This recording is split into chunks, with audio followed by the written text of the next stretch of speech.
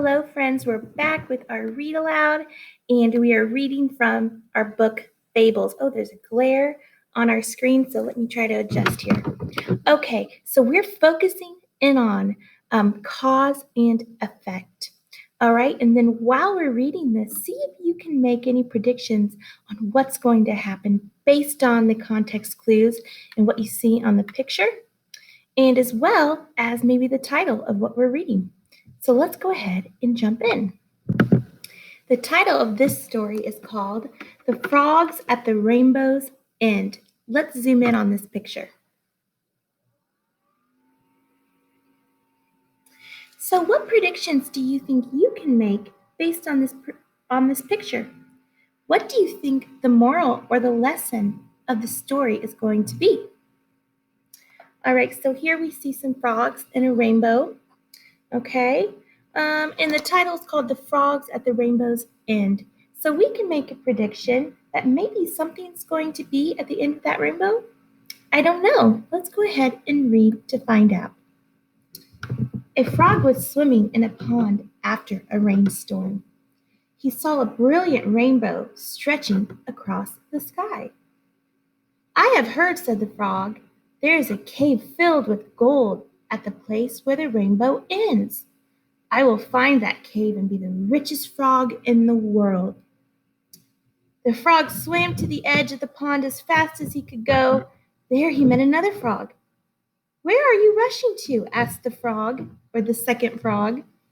I'm rushing to the place where the rainbow ends, said the first frog. There is a rumor, said the second frog, that there is a cave filled with gold and diamonds at that place. Then come with me, said the first frog. We will be the two richest frogs in the world. The two frogs jumped out of the pond and ran through the meadow.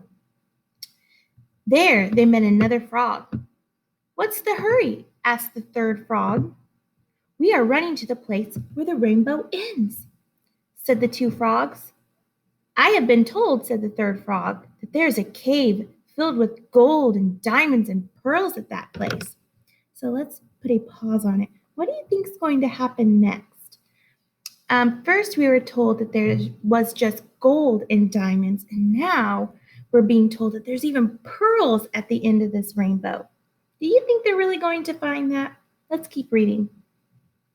Then come with us, said the two frogs. We will be the three richest frogs in the world. The three frogs ran for miles. Finally, they came to the rainbow's end. There they saw a dark cave in the side of a hill. Gold! Diamonds! Pearls! Cried the frogs as they leaped into the cave. A snake lived inside. He was hungry and had been thinking about his supper. He swallowed the three frogs in one quick gulp. All right, friends. Oh my goodness.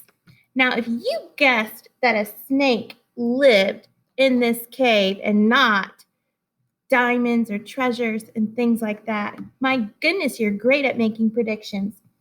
So I wonder if you can predict now what you think the moral of the story is. Let's go ahead and read that.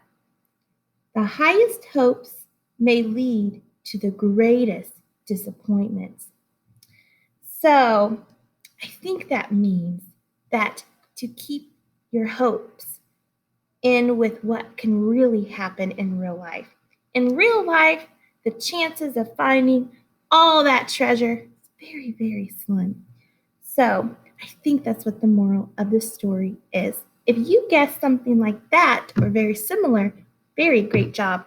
Now let's zoom in and focus in on cause and effect. So the cause is that the three frogs leapt into a cave because they thought it was filled with treasure. What do you think the effect was? What really happened? Did they find that treasure? All right, so you know that the effect is that they were ate or swallowed up by a snake. You were correct. And this is also called a chain reaction because the first frog told the second frog that there was treasure in the cave. So the cause is the first frog telling the second frog.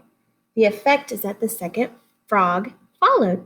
And then the second frog told the third frog that there's even more treasure in the cave. So the cause here is the second frog telling the third frog, and the effect is the third frog following.